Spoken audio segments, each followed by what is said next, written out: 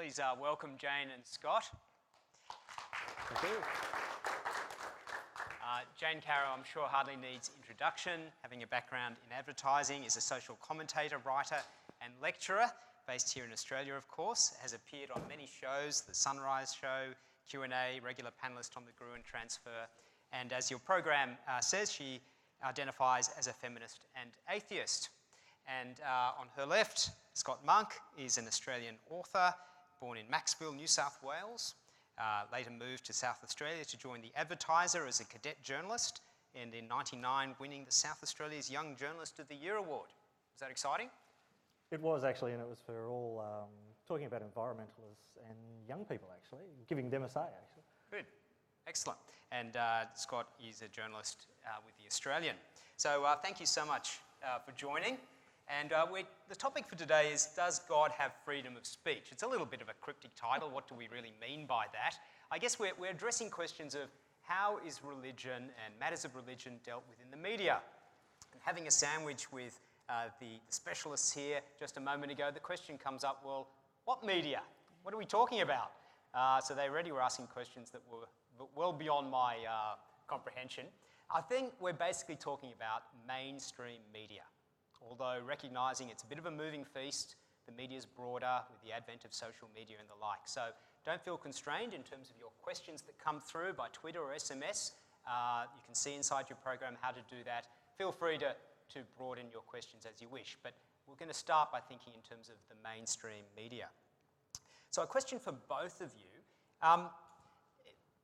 My understanding is that the mainstream media still has a powerful place in society today and can in many ways still act as a gatekeeper and shape community thinking. Do you, when you write or speak, feel the weight of that responsibility? Jane, start with you. I always feel a responsibility to tell the truth. I always feel a responsibility to be clear about what my agenda is in what I'm writing, and never to have a hidden agenda. That would be completely inappropriate. So for me, that's the responsibility I feel. Then I kind of feel like it's up to you, the reader or the viewer, to make of what I have to say what you will. I'm not going to protect you from my views. I'm not going to soften the blow. I'm just going to say what I think. And you can accept, reject, listen, take some of it in, reject some other parts of it. That's your right, and in a way your responsibility. And beyond that, I don't really think about it. I just say what I think. Well, that sounds excellent. In many ways, that makes your conscience clear, being able to just lay it on the line as you see it. Basically, my conscience is pretty clear. Great. Even after 35 years in advertising, yes, I must have a pretty bad conscience. What about you, Scott? How do you see it? Yeah, like Jane, you have to actually have a commitment to the truth. That's why you go into journalism. And that sometimes will put you in situations where you don't actually want to report that truth. I'm trying to think of an example that when I was a young reporter, I was sent off to go and actually cover court rounds in the Adelaide court system. I was sent down there for a week. And I was asked to do, sat in courts, and you sit there and you're reporting on pedophiles. Now that's something you don't want to report on, but you have a commitment to the truth, you have a commitment to actually reporting. Another example is one of the things that got me out of actually the reporting side of it on a day-to-day basis was I had to go and knock on the door of a mother whose son had just died 3 or 4 hours beforehand. He was a 17-year-old boy, he'd been bullied, and he'd grab a crossbow and put it through his chin. He shot the crossbow through his chin. And that's another horrible thing you have to do. And rightfully, the mother actually screamed at us and slammed the door in our face and then opened the door and chased us down the street. Journalism's not always pretty, and we have a commitment to the truth. We have to report it even whether the audience likes it or doesn't like it. And that's just because our job is to report the facts, put the facts in, and as Jane said, it's up to the audience to distill what they know. Okay, great. So we've got two idealists here who are committed to the truth. That's wonderful. So in light of that, given that stats can say anything, but given that roughly 70% or so of Australians claim to believe in some form of God, is that reflected in the commitment in the media? Do we see that borne out in print, radio, TV? Not sure how it could be borne out. I mean, I dare say you'd have an awful lot of people who claim to be all sorts of things, and whether every story reflects that or every discussion reflects that, I don't think it does. I think what you've got to remember about what is reported in the media and what is reported in what we call the news is that it is by definition unusual. The day that it gets in the news that somebody is a Christian is the day you guys are dying, because that means it's unusual and worth reporting on. So in fact, I think the news by definition is what is unusual. Exceptional. And so the fact that news is mostly bad news, oddly, is a good thing, because it means bad things are exceptional and most people's lives aren't that dramatic. So just developing on that, does that mean that when Christianity, for that matter, if we speak of that religion first, does get reported on, it tends to be more the sensational aspects of Christianity? Same with anything. Same with feminism, same with atheism, same with Islam, same with anything. It will always be the sensational aspect of whatever it is. I'm sure the members of the Liberal Party would complain vociferously about the way they're presented, and the Labor Party and the Greens. It's always the exceptional thing that gets reported on. So does that, is that because it sells? What's the reason for that? No, it's because it's news. It's news. It's different. It's not the usual. And how boring it would be if the newspaper said the sun came up today, lots of people went to church. Why would we want to read it? We know that already. So maybe I'll turn to you at this point, Scott. So in light of that fact that Jane is highlighting, that things are sensational by nature because they're exceptional, they're news, sometimes Christians might, and tell me if you think differently, feel a little bit on the back foot when it comes to the media. Do you think perhaps as a Christian that they can be too defensive? It's a good question in the sense that I think that a lot of Christians fall into the trap of thinking that the media is out there just to give them a good run. It's not there. It is a secular organ. The whole media, radio, TV, newspapers, they're secular, they're run by secular people, they're there to make money. The real issue is, do Christians get a honest kind of run in the media? And the answer is no. But again, that's backing up what Jane's saying. You only get the kind of crazy, weird kind of view of Christianity. You get the Westboro... Oh yes, that guy. The American guy, with all the pickets and, God hates soldiers. Why? Because it comes back to that idea. The media only goes and covers conflict. It doesn't really scratch to the surface. So if 1,000 people go out there and do really good things in the name of God every day, it'll be the one lunatic that gets it. Why? Because it is about conflict. It's about the sensationalism. It is a real weakness of the media, and that's probably one of the reasons why a lot of trust in the media is eroded over the last couple of years. So I don't think it's a weakness. I think it's inevitable. We pay attention to the unexpected. We pay attention to problems. We're hardwired, to use a term, we're evolutionarily hardwired to pay attention to problems because we need to survive. We need to be, oh my God, that's something I need to pay attention to because that's not working well. Whereas if it's working well, we're hardwired not to pay attention to it because it's working well. We don't need to put energy into that. So it makes perfect sense to me that the news tends to focus on what's bad. You are sounding to me exactly like every public school that I ever visit who tells me, why do we only get bad news? Why do they only show us when someone's done something in the playground? The answer is precisely the same. Because mostly things are going along fine, so they only report on the stuff that's exceptional. So maybe I've tried to put you a little bit on the spot, whether you feel defensive. Can I, maybe Jane, is there a sense in which there's perhaps, you said there are no hidden agendas, but is there a sense... No, I didn't say that, I said I don't. Oh, that you don't have a hidden agenda? I wouldn't maybe... claim that for a minute that there are no hidden agendas. Well, maybe if you can speak now on behalf of the whole media. Yeah, sure. Is there perhaps an agenda, to use that word, to discard with the establishment? If Christianity is seen as the establishment, a little bit passé, that the need to move beyond Christianity? See, from my perspective, I would say at the moment that we're in a period of exactly the opposite. We're in a period of backlash where I think ever since the 70s, where there was a real kind of explosion of people demanding that the old rules and the old authoritarian hierarchical way of looking at the world was kind of broken down. And all sorts of movements like, anti-racial discrimination, feminism, etc., really experienced a resurgence as a result of that. And I would say that what we're experiencing now is actually a bit of a turn back to older ways of looking at things. I mean, we've just had knights and dames brought back into Australian society. Are you hopeful? Oh yeah, absolutely. Why would anyone want to be a dame? They're usually men in drag, aren't they? So, I mean, I just think, again, how the media looks, and this is probably a real tribute to the media, depends on where you're standing, which may mean that it's actually doing not a bad job in terms of not actually pleasing anyone, which is in fact its job. Yeah. Hold someone accountable, perhaps. Yeah. You've also got to look at who are the practitioners of the media, who are the reporters themselves, because what do you see as a reporter? Do you see the reporter on Channel 9, Channel 10 every night who is that, blonde 20-something that is well-dressed? Or do you see it actually as a newspaper reporter? How many newspaper reporters do you see every day? You don't see too many at all.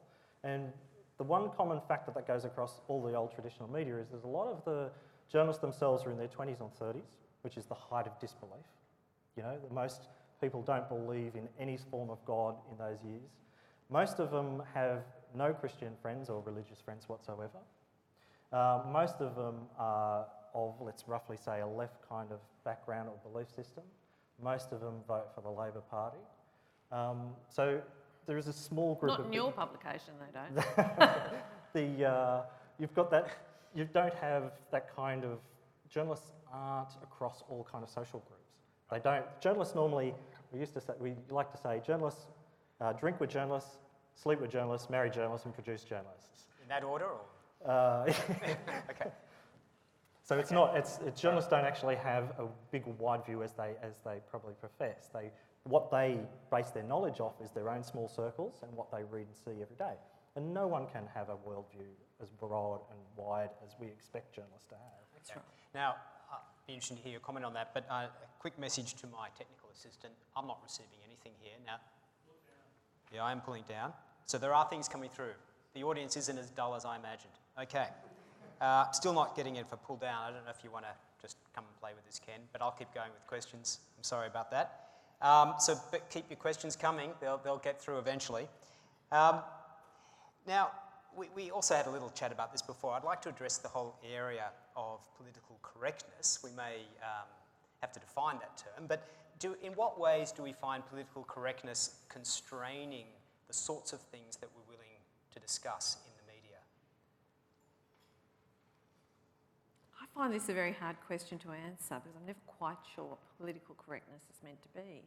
I've always experienced political correctness in the way I think of it as a form of courtesy, where if someone wants to call themselves an African Australian, that's perfectly fine, that's what they want to call themselves. If a woman wants to be referred to as Ms. rather than Mrs. or Miss, that's up to her and entirely her view. I've often found when people go, oh, that's terribly politically correct, it's usually when someone, often from a not very powerful group, makes some sort of request or asks for some sort of consideration, and someone often from a powerful group tells, oh, you're being so politically correct. So I worry about it being hurled around as a kind of insult. I'm not really sure how to define political correctness in a way that everyone would accept. Because I think, again, it's like the media. What you would see as political correctness, I might see as perfectly reasonable. So, it's really, I don't know. I don't think anyone should be constrained by anything, but everyone should be prepared to take the consequences of what they say. So you can say whatever you like, but don't then get upset if someone comes back at you quite strongly. I think Fair enough. Maybe we could sort of define it loosely as, are there taboo topics that it's difficult to raise in the media because you're going to be shouted down? Well, definitely religion has to be one of the taboo topics, unless it's something that's, out there and crazy and weird. How do you mean a taboo topic? I've seen it discussed on Q&A. I read articles about it in the media all the time. It's on social media constantly. How's it a taboo topic? I think I look at America's coverage of religion quite a lot on a daily basis, and I'm surprised that there is such a great amount of information out there about religion, what are the implications of being a black man in a modern Christian church, all these kind of topics that never ever come in the Australian media here. We've got rid of most of our religious reporters across the country. Budgets are cut, so one of the rounds that goes quick is the religion round, so we don't even take it seriously anymore. I think the fact that... See, I listen to Radio National, and they've got the Religion and Ethics Report, and they've got the Spirit of Things. So I probably have a skewed view as to the fact that there's quite a lot of religion on the radio station I listen to. Yeah. But if you looked in a newspaper day by day, you wouldn't find too many articles about religion. If it was, it would be some kind of strangely weird, popular topic. I'm sure MX has a serious treatment. Yeah. Like today, there's the Holy Grail. Has anyone seen the story about the Holy Grail today? Yes, I did. Some historians have come through and said, oh, this is the Holy Grail, this is important. And Christians just go, well, it's irrelevant to the faith. It's just complete and absolute rubbish. The camels and the archaeological question the other day of whether that disproves the Bible. Yeah, there's no camels around the time of Solomon, so hence he couldn't have built his temple. And they don't actually go out to theologians and Christian historians and ask them. It's kind of just, we'll just have one side, and that's the engagement. Try being a woman, guys, and read the way women are written about generally in the media. The great thing about women, though, is there's far more female reporters in the media now than there ever has been. Oh, yes, whereas but women are no more a job lot than men are, so that So I've doesn't got- necessarily help. I was just saying, no, Yeah. there's so few Christians in the media, you're well advised. Thanks to Ken, I now do have the questions in front of me, so it was entirely my incompetence, sorry. Question here. Even if news focuses on the exceptional, isn't there a filtering on what is considered important? Oh yeah, very much so. And that's breaking down, which is wonderful. For example, when I first began writing for newspapers, and I'm not a journalist, I'm a commentator, though I have written some journalism, but when I first started writing about it, it was very hard to get stories about, particularly about women up, because, you know, it was all blokes. It was always blokes who in the end decided what got into the newspaper, what story got up. And they would often not understand the stories that I was interested in writing. What's happened with the explosion online is that has been completely revealed. I mean, you just saw the different reaction in what's called new media and mainstream media to Julia Gillard's sexism and misogyny speech. Mainstream media said, saw it in entirely political terms, it's a distraction, what a fail, what a disaster. It's the single most successful political speech in Australia's history in terms of hits on YouTube, reputation overseas, reaction of women in the country. So you're absolutely right. It was terribly hard for women to get their voices heard and their stories heard until very, very, very recently. And that was very much because we had a very male-dominated gatekeepers. And would that filtering process be equally true for discussions of God? No, not equally true, but possibly true. I mean, women are 52% of the population. If they can't get their stories heard, we're in deep trouble. So does anyone remember a couple of years ago when Tony Abbott was opposition leader? No, he may not have even been opposition leader at this stage, and he said that the Bible should be taught in schools.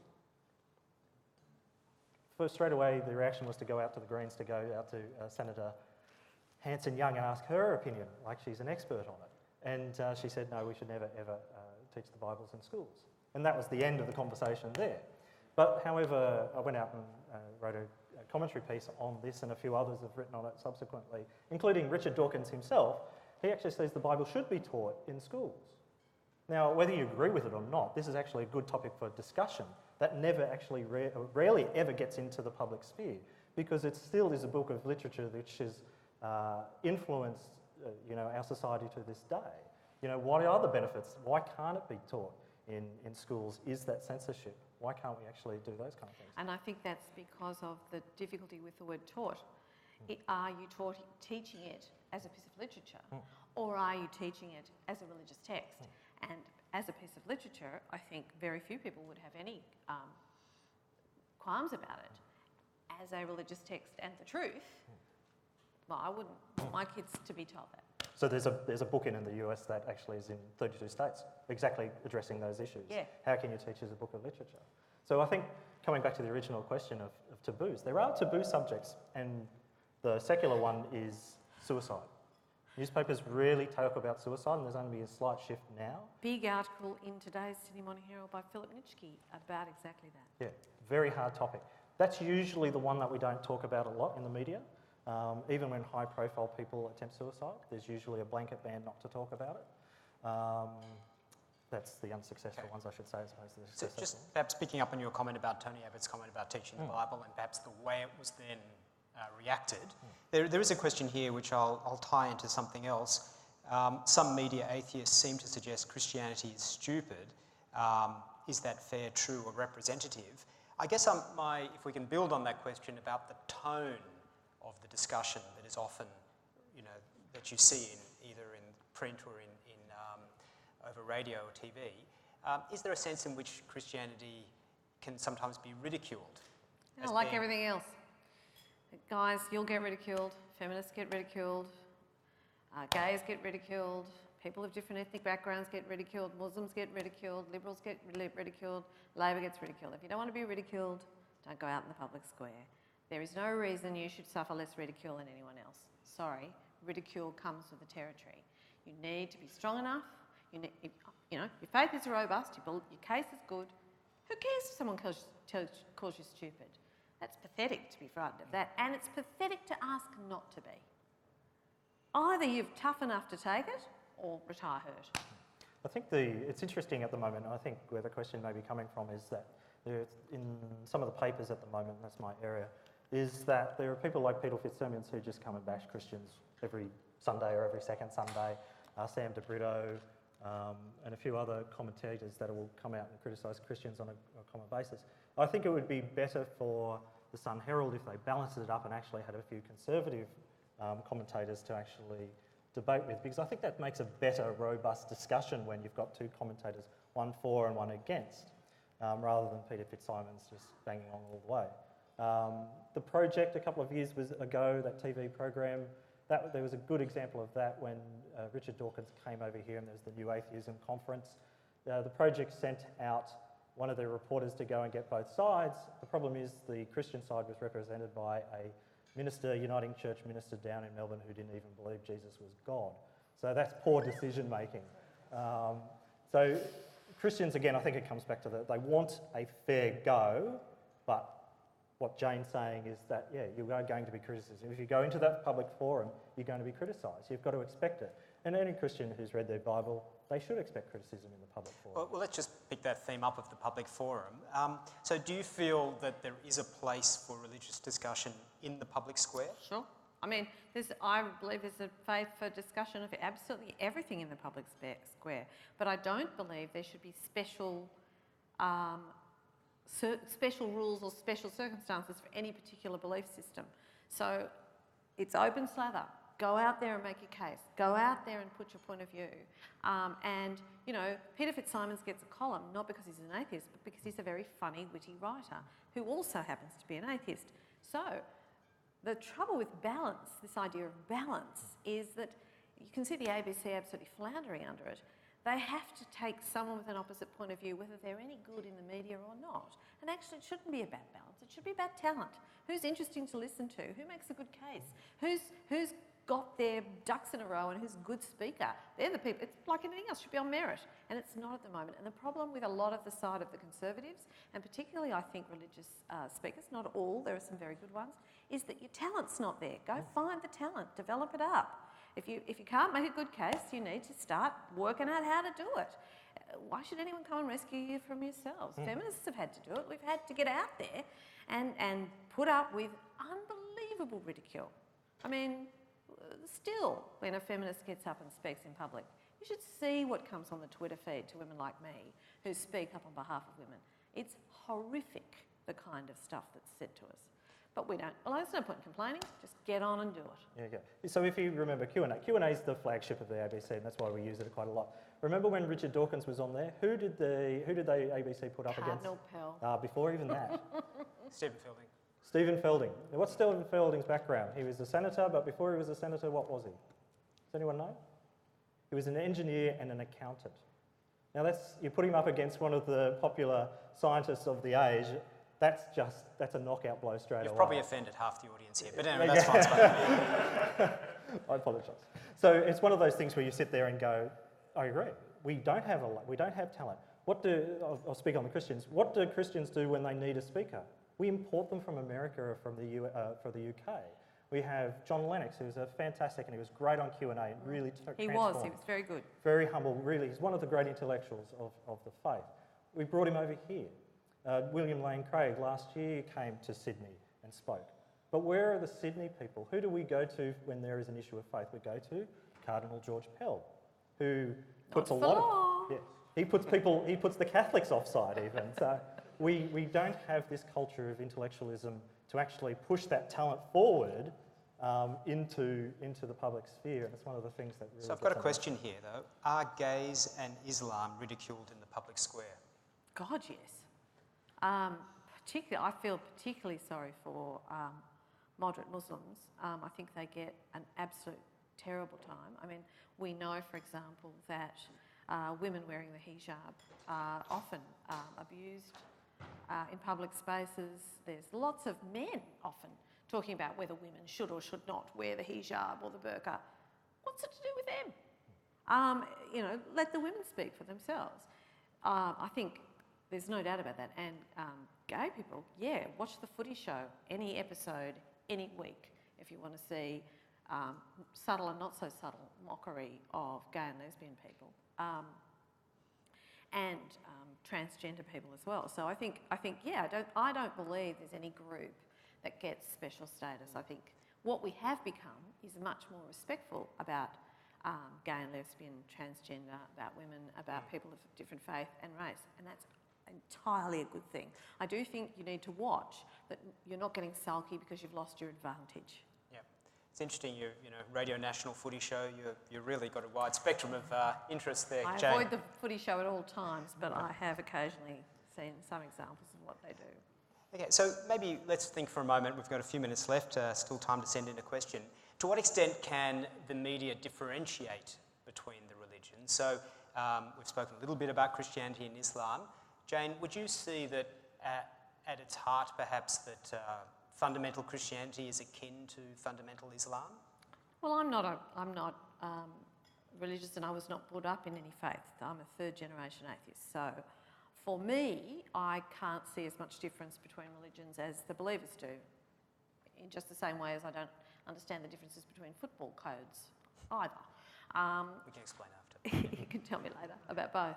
But I think that fundamentalism is always scary to me, very scary to me. And as a woman, fundamentalist religion, whether it's fundamentalist Christianity or fundamentalist Islam or Hindu or whatever it is particularly terrifying, because it seems to me that the fundamentals of fundamentalism is that it's the religion wanting to control women and how they can dress, what they should be allowed to do, what they do with their wombs, their entire life seems to be what fundamentalists obsess about controlling.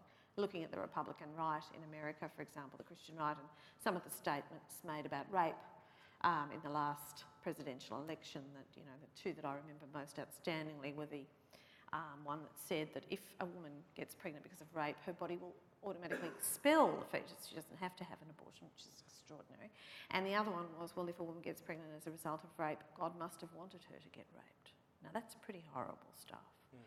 So, yes, the fundamentalists on the far end of religion, much like the fundamentalists in certain secular areas as well, terrify me, because they're absolute and they're authoritarian. So how do we balance that with the desire for freedom of speech? Well, they can speak. I wouldn't want to stop those people saying what they're saying. Mm-hmm. Just for God's sake, don't vote for them. It is a tough question in the sense that it is a little bit like religion does get lumped under the one big subject heading, and it is like football. I love the Rabbitohs, but it's one of those things. Pity my soul. But it's one of those things where you think that the Rabbitohs are part of a subset of a subset of a subset of football, and it's like religion. There are so many different branches off that, and it's too easy just to lump everyone under that one topic. So you're a religious nutter, really? What kind of religion are you talking about? You're talking all religion? Yeah, they're all religious, because you're the kinds are going to drive planes into towers and stuff like that. And you're going, no, that's completely against what we believe in. It's completely nothing to do with our faith, and it's like saying all footballers are rapists. They're not all rapists, even on an individual level or a club level or even a code level. And I think it's one of the things that talking to atheists like Jane is you realise that their perceptions of Christians isn't as refined as we want, and my perception of non-believers and atheists is not refined at all. And I think that's where we're not having the conversation. We need to come this middle ground rather than falling into the media trap of going, I hate you and I hate you and I don't want to talk to each other. So Jane, you've said earlier that, putting it simply, if someone of a religious persuasion feels like they're being kind of ridiculed, they should suck it up because that's the cost of being in the public square. So again, Scott, as the sort of Christian member of the panel, how do you think is the best way, what sort of tone or how should Christians respond when their faith or their leader, Jesus, is ridiculed, as opposed to perhaps how other fundamental groups might choose to respond? Yeah, it's built into the Christian that you have to turn the other cheek. But that doesn't mean to actually just be quiet about it and cop it all the time. Start the letter to the editor kind of approach. If there is a mistake or if there is an issue that you want to raise, go on Talkback Radio, letter to the editor, make your voice be heard, but put it in a way that's intelligent. Take the anger out of it and just saying you're all going to hell, you're all going to die. And, Never persuade. No, the letter to the editor just goes delete. You just put it in an intelligent way in 50 words or 75 words. And I get a lot of people who come to me and says, I can never get a letter in the paper. And I say, well, they're actually all read, but your argument's just not strong enough because you're not succinct enough. Get it in 3 sentences and you'll get it in the paper. And there's chances every day, and don't give up. Just hammer away, because the letter writers themselves who do get published, they've had 10 knocked back before they get that one in. It's like if you're going to be quiet, no one's going to hear your voice. And this is what Christians need to do. They have to stop being quiet, but they need to be more loving when they actually do go out into the city. There's something else, I think, fundamental. And that is, I read occasionally the ABC religion website, some of the articles on there, because some of my co-authors from For God's Sake will say, oh, you should read this. And I often find them impenetrable. I often find them incredibly hard to understand. I don't know what they're talking about. The religious person says to me, this is brilliant, you'll love it. I go, no, I don't get it. Because you're writing to yourselves. You're writing to yourselves about things you already know really, really well. What you need to do is have a real think about how do you talk about your perspective on the world to people who don't agree with you and who don't know what you know. Because it was like the old religion report with Steve Crittenden. I hated it most of the time because it was all about Catholic politics. And I really couldn't care less, so I used to turn off. And that's the problem. It's not actually looking at how do we talk to people who don't already know this stuff. This is basic advertising theory, really. You've got to assume that your audiences know nothing and you've got to bring them in. And also don't do it because you want to convert the audience. Because that will just put barriers up straight away. Are you trying to convert me? I'm getting out of here. When you say loving, I know what you mean, but that kind of puts a barrier up too. Can we just give me information? Just talk to me like another ordinary human being. Respect my lack of belief as much as you want me to respect your belief, and understand I don't know the inner workings of your faith. If you concentrate on that, I'll be bored and turn off. Having a background in advertising, you know that there's always something to sell. So to what degree is that position that you've just espoused held in other areas of discussion where we are trying to convince and almost preach a position? I preach all the time. But I think, So why is it different then for matters of religion? Because the best I ever have is an opinion. The only thing I can say, the only argument I have is I think. That's it. You can say God says, but what you don't realise is for people for whom that is not their truth, that turns them right off because they feel like, oh, you're just coming in with a big stick and now my I think doesn't meet your God says, so I may as well leave this conversation. And you're just going to start rolling out the God says this and therefore, and as that doesn't mean anything to me, I can't have a conversation with you anymore. So the I think is the better way of coming to talking to people who aren't in your space. It's a question of authority. It's a question of humility, actually, which is sometimes lacking when the religious speak to the non-religious, and the other way around too. And maybe if we're all a little bit more humble about our uncertainty, then we could have a real conversation about what it felt like to be you and what it feels like to be me, rather than this is why you should be like me and this is why you should be like me, which is, you can see why that conversation is not going to work. And if your agenda is to convert, then that's a problem. If your agenda is to hear and be heard, that's good. Then you've got some real chance of actually getting attention and actually, having a really good conversation. Even one of the Christian leaders in America, he makes it clear, he wrote a book, Just Walk Across the Room. Stop treating people who don't have a belief in God. Don't treat them as projects. Treat them as people. Yes, what a good piece of advice. Well, on that note, I think we'll thank our two speakers.